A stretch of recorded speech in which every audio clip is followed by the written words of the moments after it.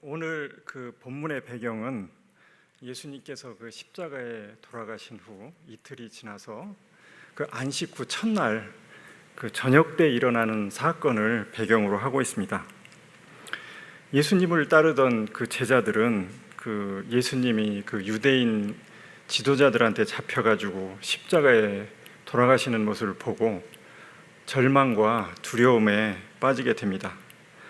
오늘 본문 19절 상반절에 보시면 당시 제자들의 그 분위기를 다음과 같이 표현하고 있습니다. 말씀 한번 띄워주시겠어요? 같이 한번 읽어보시게요. 제자들이 유대인들을 두려워하여 모인 곳에 문을 닫았더니, 그들은 지금 두려움과 깊은 공포에 쌓여서 이렇게 아무도 모르는 곳에 숨어 있게 됩니다.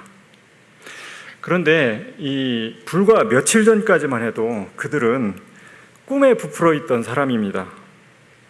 예수님과 함께 그 기세등등하게 그 예루살렘에 입성을 하면서 예수님이 이 로마를 몰아내면은 예수님께서 이 왕으로 즉위하시게 되고, 그러면 자신들도 그 영광스러운 나라에서 예수님의 그 우편과 좌편에 앉아서 이 세상을 다스리는 그런 그 꿈을 가지고, 그런 믿음을 가지고 있었던 사람들이었습니다. 그러나 그 모든 꿈과 기대는 단 며칠 사이에 산산조각이 나게 됩니다. 그들이 구원자라고 믿었던 그들의 스승 예수는 정말 허망하게도 그 유대인들에게 잡혀가지고 그 로마에서 가장 그 잔인한 형벌이라고 이야기하는 십자가에 못 박혀서 돌아가시게 됩니다. 제자들은 그 예수님이 유대인들에게 잡혀서 죽는 그 모습을 보면서 십자가의 현장에서 도망을 가게 됩니다. 그리고 아무도 모르는 곳에 모여서 두려워 떨면서 그 문을 꼭 걸어 잠고, 그리고 숨어 있는 그런 모습이 오늘 이 본문의 장면입니다. 그들은 철저하게 세상에서 자신들을 단절시킵니다. 그들이 걸어 잠근 것은 단지 그 집의 문뿐만이 아니었습니다. 그들의 꿈도 닫았고, 그 다음에 그들의 미래도 닫았고, 마음의 문도 완전히 닫아버렸습니다. 아무런 소망도 이제 없었고, 세상에 대한 그런 영향력도 그 상실한 채 그저 살아남기 위해서 웅크리고 있는 초라한 그런 존재로 그 전락하게 됩니다. 그것이 오늘 이 본문에 나와 있는 이 제자들의 상황입니다. 그런데 바로 그때 이 어두움과 절망의 한복판에서 예수님께서 제자들을 찾아오십니다. 부활하신 육체를 가지고 신비롭게도 그 닫혀진 문을 통과해서, 그리고 제자들 가운데 이렇게 서시게 됩니다. 본문 19절의 하반절을 같이 한번 읽어보겠습니다. 예수께서 오사 가운데 서서 이르시되 너희에게 평강이 있을지어다. 예수님께서 제자를 찾아오셔가지고 제자들 가운데 서십니다. 그리고 말씀하십니다. 너희에게 평강이 있을지어다. 예수님은 제자들에게 너희는 왜 나를 버리고 도망가느냐? 믿음이 왜 그렇게 나약하냐? 왜 나의 부활을 믿지 못하냐? 이렇게 단 한마디도 꾸짖지 않으시고, 다만 그 절망과 두려움에 떨고 있는 그 제자들의 마음을 위로하시기 위해서 그 예수님의 그 평강을 주십니다. 그런데 그때까지만 해도 제자들은 그 이 말씀하시는 분이 부활하신 예수님이라는 것을 잘 몰랐었던 것 같아요. 그래서 예수님께서 그 손의 못자국과 그 옆구리에 창에 찔린 자국을 보여주시게 됩니다. 그랬더니 그 아직도 예수님의 부활을 믿지 못하던 그런 제자들이 그제서야 선생님이 정말 다시 살아나셨구나, 이렇게 믿게 됩니다. 본문 20절 하반절을 같이 한번 읽어보겠습니다. 손과 옆구리를 보이시니 제자들이 주를 보고 기뻐하더라. 예수님이 그 부활하셨다는 사실이 믿어지는 순간 제자들의 그 절망과 두려움은 기쁨과 환희로 바뀌게 됩니다. 그때 예수님께서 그 제자들에게 말씀하십니다. 본문 21절 하반절을 같이 한번 읽어보시겠습니다. 아버지께서 나를 보내신 것 같이 나도 너희를 보내노라. 예수님께서는 먼저 나를 이 땅에 보내신 분이 아버지 하나님이라는 것을 분명히 하십니다. 아버지께서 나를 보내셨다. 나를 보내신 분이 아버지시다. 이렇게 말씀을 하고 계십니다. 아버지께서 이 세상을 구원하시기 위해서 이 땅에 아들을 보내신 사건, 이 사건을 칼 하르텐슈타인이라는 학자는 하나님의 선교다 이런 표현으로 설명을 하고 있습니다. 자막 한번 띄워주시겠어요? 칼 하르텐슈타인께서 아버지께서 세상을 구원하시기 위해서 이 땅에 아들을 보내신 사건, 이것이 하나님의 선교다 그렇게 설명을 하고 있어요. 그 선교란 말을 영어로 뭐라 하죠? 선교란 말을? 미션이라고 하죠. 미션. 제가 대학 다닐 때 그 감명 깊게 봤던 그 영화도 바로 미션입니다. 미션이 그 선교란 뜻이죠. 근데 원래 이 미션이란 말은 원래 라틴어 어원을 가지고 있어요. 미시오라는 단어에서 출발을 하죠. 이 라틴어 미시오는 그 보내다라는 뜻을 가지고 있습니다. 보내다는 뜻. 그래서 선교의 그 어원적인 의미는 그 하나님의 보내심을 뜻합니다. 그 선교라는 게 그 어원적인 의미는 하나님의 보내심을 뜻한다는 거죠.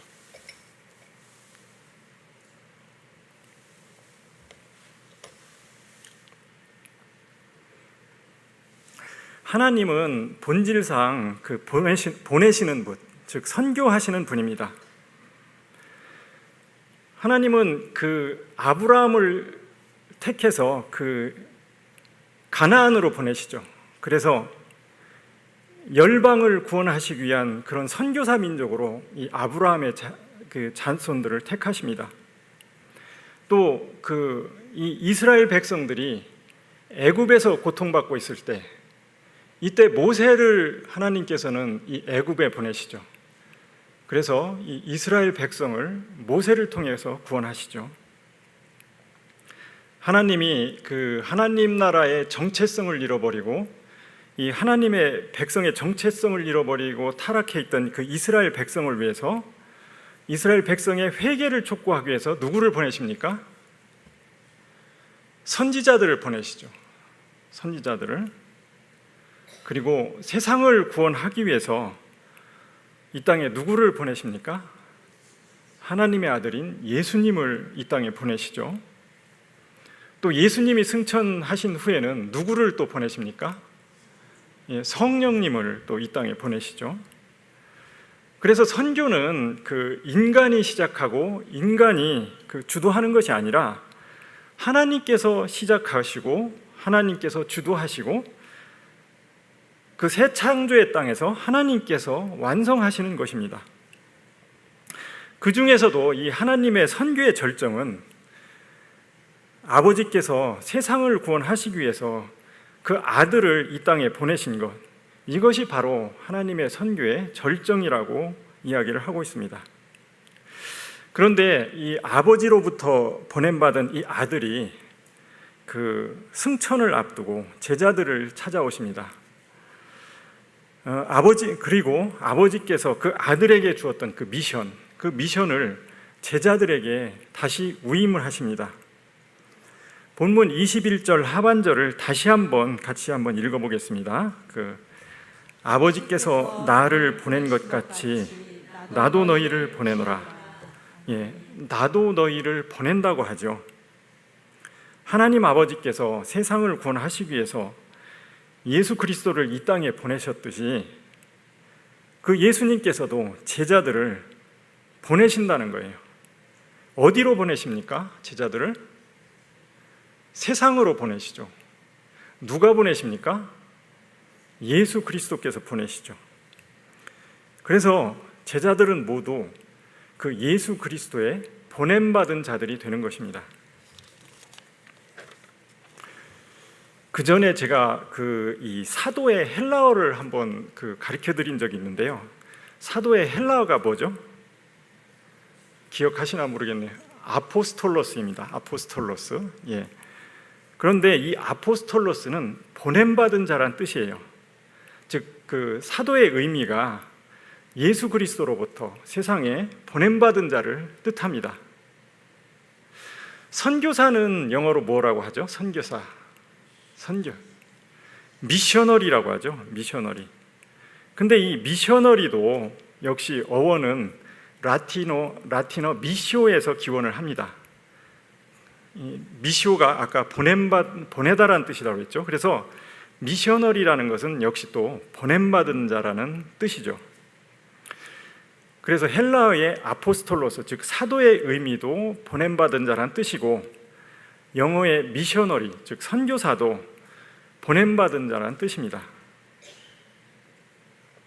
하나님은 세상을 구원하시기 위해서 아들을 이 땅에 보내심으로써 선교하시고, 아들은 그 하나님의 선교를 사도들에게 위임하는데, 이 사도들에게 하나님의 선교를 위임하는 장면이 바로 오늘 본문에 나와 있는 이 사건입니다. 사도들은 그 예수 그리스도로부터 하나님의 선교를 위임받은 자들입니다. 그래서 사도들은 선교적 사명이 있죠. 이 사도들은 1세대 사도들은 그 선교적인 사명을 다 감당하고 하나님 곁으로 떠나갔습니다. 그렇다면 오늘날 예수 그리스도께서 사도들에게 위임하신 그 선교적 사명은 다 끝난 걸까요? 그 사도들에게 위임하셨던 그 선교적 사명은 어떻게 된 걸까요? 그 사도들이 위임받았던 그 선교적인 사명은 오늘날도 계승되고 있다고 합니다. 이 사도들에게 주셨던 선교적인 사명은 그렇다면 오늘날 누구에게 계승되고 있을까요? 선교사님일까요? 목사님일까요? 그 옥하는 목사님이 저술하신 그 평신도를 깨운다, 그 책을 읽어보면은 옥하는 목사님은 그 한스 킹의 교회론을 인용하면서 예수님께서 그 사도들에게 위임했던 그 사명은 온 교회 위에 계승된다, 이렇게 말씀하고 계세요. 온 교회 위에 계승된다. 즉 어떤 개인이나 성직자나 그런 개인한테 위임되는 게 아니라 온 교회 위에 계승된다라는 것이죠. 옥하는 목사님이 그 평신도를 깨운다에 이렇게 기술했던 그 말씀을 같이 한번 읽어보겠습니다. 교회가 된다는 것과 선교를 한다는 것은 별개의 일이 아니다. 세상에 보냄받았다는 이 사실을 교회가 복종을 통해 계속적으로 인정하고 나타나는 데서 사도성은 계승된다. 예수 그리스도께서 그 사도들에게 주셨던 그 사명이 교회 위에 계승된다는 그런 말씀이시죠. 그래서 우리는 이 보냄받은 자의 사명을 계승하는 이 교회를 우리는 사도적 교회라고 그렇게 부르게 됩니다. 이 교회의 사도성은 참된 교회의 증표 중 하나라고 보고 있습니다. 오늘날 세상에 많은 교회들이 있죠. 여러 가지 형태의 교회들이 존재합니다. 여러 가지 분파도 존재합니다. 그런데 이 많은 교회가 정말 참된 예수 그리스도의 교회인지 우리가 어떻게 분별을 할 수가 있습니까? 그것은 그 교회가 얼마나 사도성을 잘 계승하고 있는지, 그것을 통해서 참된 교회인지를 분별할 수 있다고 합니다. 사도의 의미는 아까 말씀드린 바와 같이 세상에 보냄받은 자란 뜻입니다. 그래서 사도적 교회라는 것은 세상에 보냄받은 교회를 뜻합니다. 그래서 사도적 교회라는 것은 교회가 예배당 안에만 머물러 있지 않고 세상으로 나가는 교회를 의미합니다. 그래서 사도적 교회는 선교적인 사명이 있죠.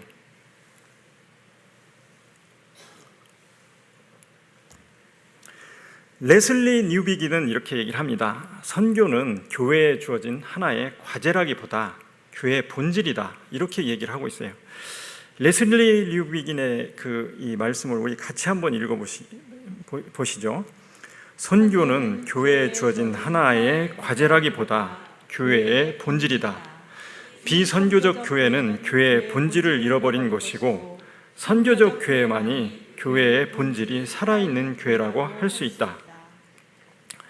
오늘날 교회가 이 사도성을 계승하는 그런 사도적 교회라면 그 교회는 선교적 교회가 되어야 한다는 것입니다.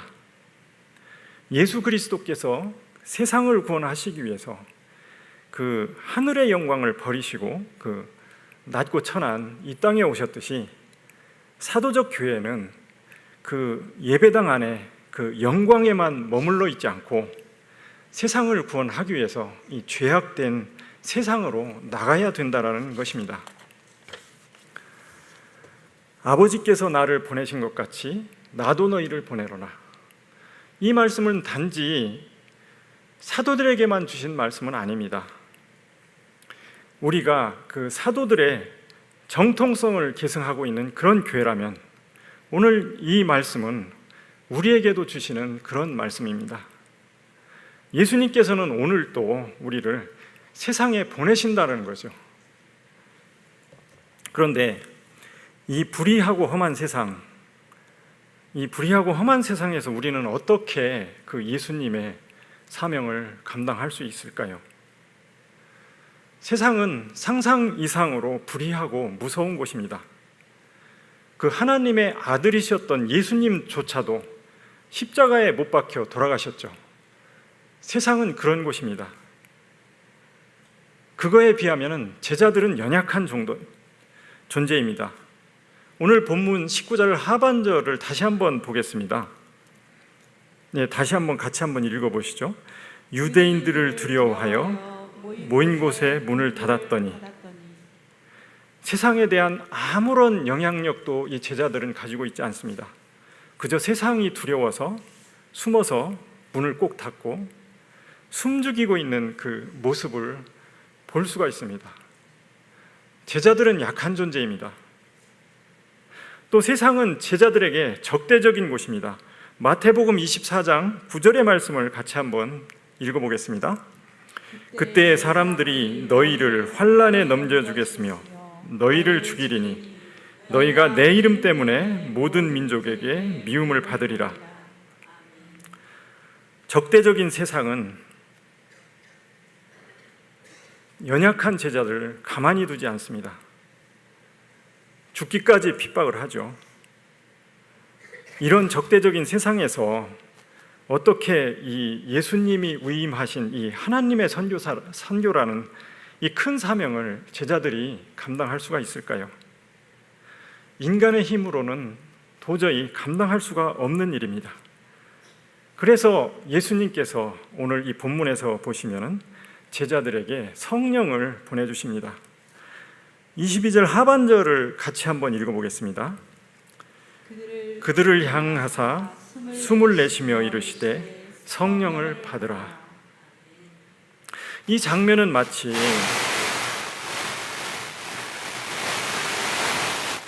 갑자기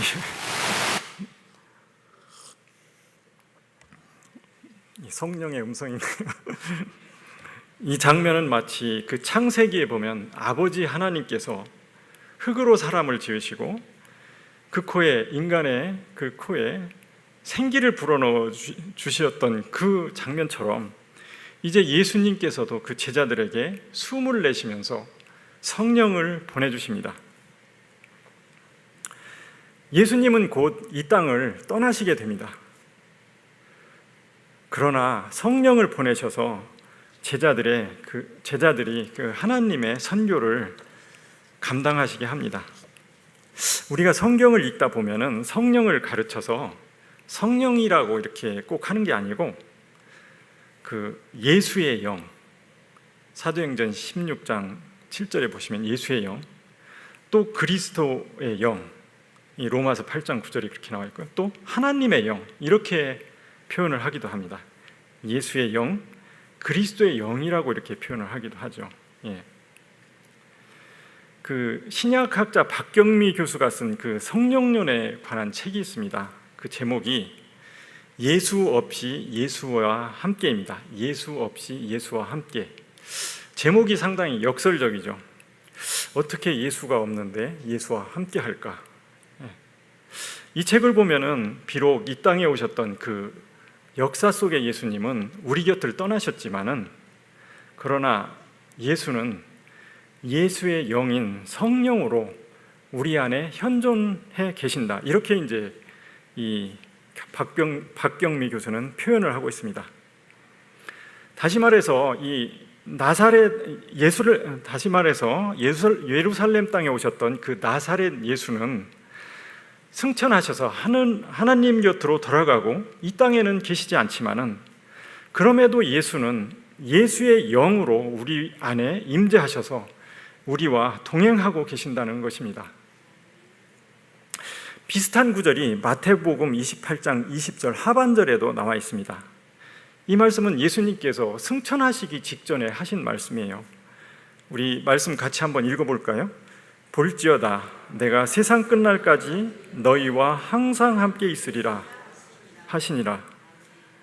곧 승천하시는데 이렇게 약속하십니다. 너희와 항상 함께 있겠다. 즉 예수의 영인 성령으로 제자들과 함께 하시겠다는 그런 말씀입니다. 예수님은 승천하시지만 내가 너희와 항상 함께 있겠다, 그렇게 약속을 하십니다.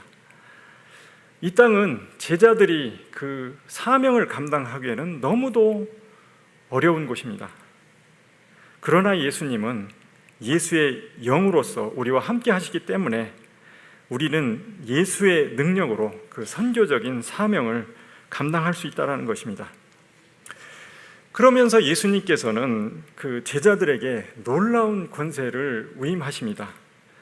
본문 23절을 같이 한번 읽어보시겠습니다. 너희가 누구의 죄든지 사하면 사하여질 것이요 누구의 죄든지 그대로 두면 그대로 있으리라 하시니라. 이 말씀은 우리가 전하는 이 복음이 죄사함의 권세를 가졌다는 말씀입니다. 우리가 복음을 전하는 곳에서 죄사함이 일어나고, 그러나 우리가 복음을 전하지 않으면 죄사함이 일어나지 않는다는 것입니다. 우리에게 이 복음을 통해서 죽음에서 생명으로 옮기는 그 권세가 우리에게 주어졌다는 그런 말씀입니다. 이와 비슷한 말씀이 마태복음 16장 19절에도 나와 있습니다. 같이 한번 읽어보시겠습니다. 내가 천국의 열쇠를 내게 주리니 내가 땅에서 무엇이든지 매면 하늘에서도 매일 것이요 내가 땅에서 무엇이든지 풀면 하늘에서도 풀리리라 하시고, 우리가 가지고 나가는 복음은 생명이 있고 이 복음이 천국의 열쇠가 된다라는 것입니다. 우리가 이 복음을 전하는 것은 생명이 있고 전하지 않는 것은 생명이 없다는 그런 말씀입니다. 영혼을 죽이고 살리는 그 사역을 예수님께서 우리에게 위임하셨다는 것입니다. 그래서 예수님은 우리에게 천국의 열쇠를 너희에게 맡긴다, 그렇게 말씀을 하고 계신 것입니다. 천국의 열쇠를 너희에게 맡긴다. 올해 우리 교회는 비전 트립을 떠나게 됐습니다. 현재 세계에서 인구가 가장 많은 국가가 어딘지 아십니까? 예?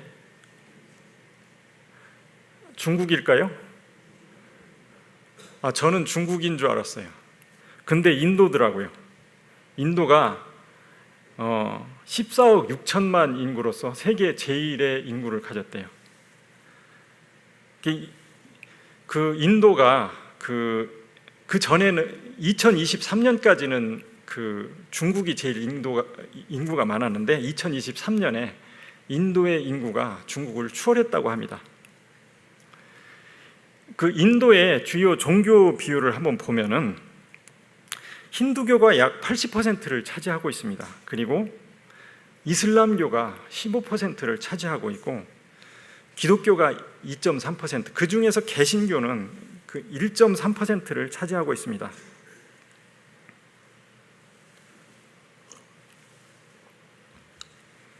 사실 이 인도는 오랜 선교의 역사를 가지고 있는 지역입니다.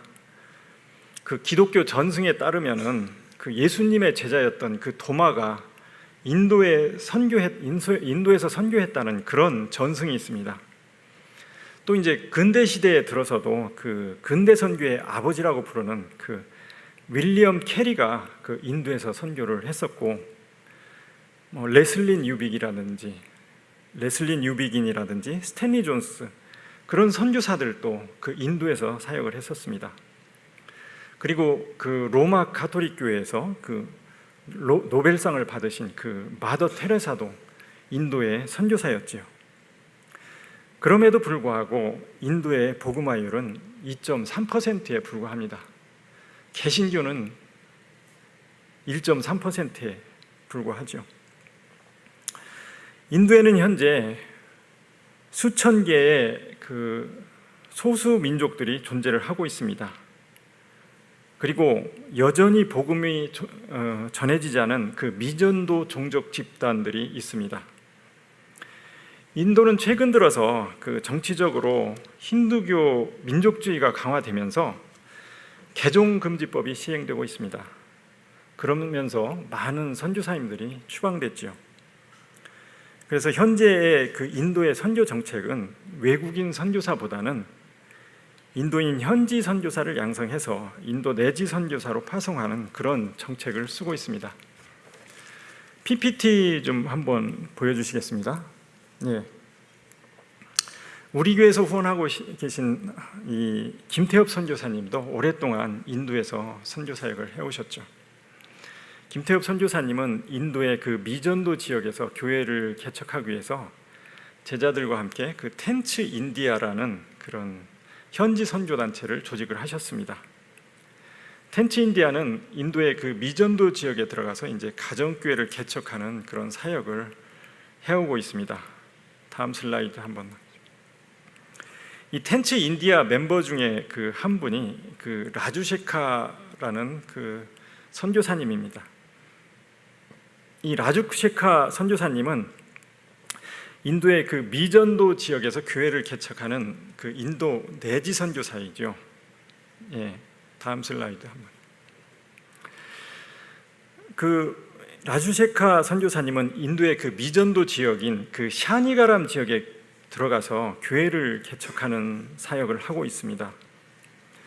이 샤니가람 지역은 인구가 한 5,000명 정도 되는데요. 교회도 없고 크리스찬도 없는 그런 미전도 지역입니다. 라주셰카 한 사람을 통해서 그런데 이 샤니가람 지역에 복음이 들어가기 시작을 합니다. 처음에는 가정교회로부터 시작을 했지만은 이제는 예배당도 건축을 했습니다. 이 라주셰카 한 사람으로 인해서 이 예수님을 알지 못했던 이 샤니가람 지역에 복음화가 일어나기 시작을 한 것입니다. 다음 슬라이드요. 예. 처음에는 가정교회를 개척해서 몇 년 동안 전도를 하고 그 임시 예배 처소를 만들어서 예배를 드리다가 2020년에 교회당을 건축하게 되었습니다. 이때 우리 교회에서 이 예배당 그 건축비 전액을 후원하게 됩니다. 이 우리 교회가 이 샤니가람 교회 예배당을 건축한 것은 중요한 의미를 갖습니다. 비록 우리 교회는 이 서도플라자 11층 상가에 있지만 단독 건물로 된 그런 예배당이 없지만 이 선교지의 교회를 먼저 건축했다는 것은 큰 의미가 있습니다. 우리 교회의 헌신이 이 인도 선교의 그 마중물이 될 것이라 생각합니다. 다음 슬라이드. 예. 이 샤니가람은 인도 하이데라바드에서 차로 한 3시간 거리에 있는 지역입니다. 다음 슬라이드. 예, 여기가 이제 처음에 그 예배를 드렸던 임시 예배 처소였고, 다음 슬라이드.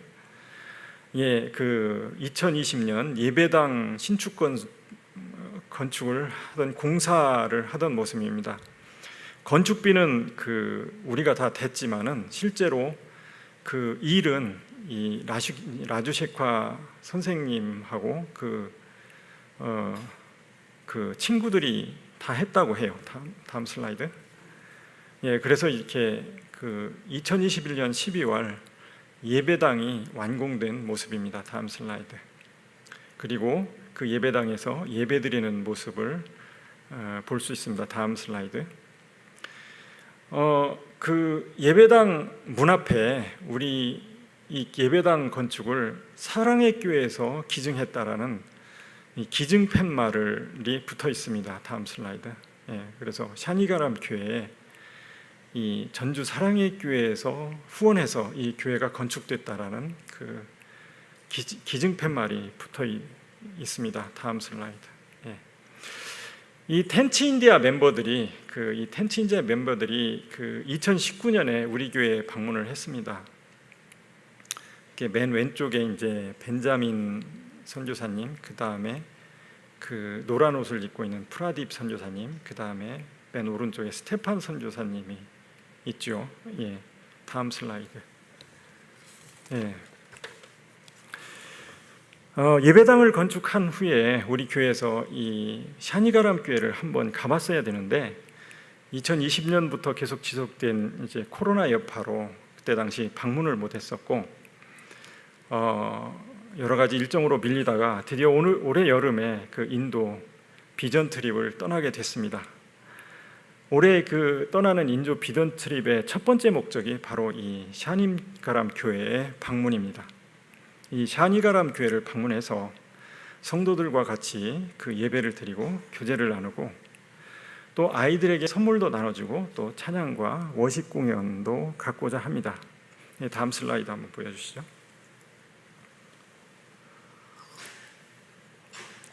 저희가 이 비전 트립 준비를 위해서 작년 하반기부터 모여서 기도회를 가졌습니다. 처음에 한 달에 한 번씩 모이다가 올해 이제 6, 7월에는 매주 그렇게 모이게 됐습니다. 다음 슬라이드. 인도 비전 트립을 준비하면서 선교 학교를 진행을 했습니다. 이 선교 학교를 통해서 그 윌리엄 캐리라든지 도널드 맥가브란, 레슬린 유비긴, 랄프 윈터의 이런 선교 신학에 대해서 우리가 공부를 했고 또 그 인도 단기 선교의 그 경험이 있으신 우리 정산수 장로님과 이용필 장로님을 초청을 해서 이 특강을 듣기도 했습니다. 다음 슬라이드. 예, 선교 학교를 진행하는 모습이고요. 다음 슬라이드. 예, 정산수 장로님께서 특강해 주셨던 모습이고요. 다음 슬라이드. 예, 같이 이렇게 그 저녁 식사도 교제도 같이 하고 이렇게 계속 모이니까 상당히 친해지더라고요. 우리 단기 팀들이. 예, 다음 슬라이드. 예, 저희들이 어린이를 위한 그 선물도 준비를 했습니다. 그 샤니가람 교회 가서 그 어린이들한테 나눠줄 그 선물도 준비를 했고요. 다음 슬라이드.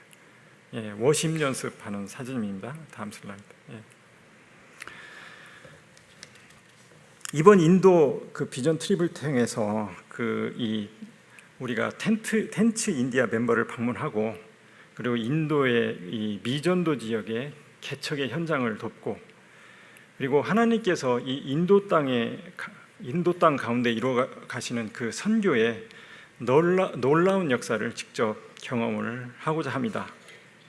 이번 인도 비전 트립을 통해서 우리 교회가 모두 하나님의 마음으로 그 인도를 품고 열방을 향한 그 하나님의 비전이 무엇인지를 깨닫는 그런 기회가 되기를 소망합니다.